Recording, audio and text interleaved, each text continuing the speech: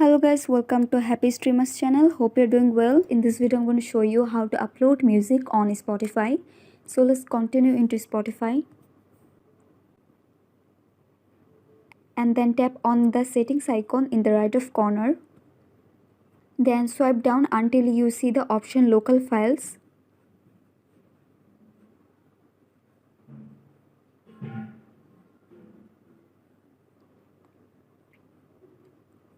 After find it, as you can see, this says add tracks from this device into your library.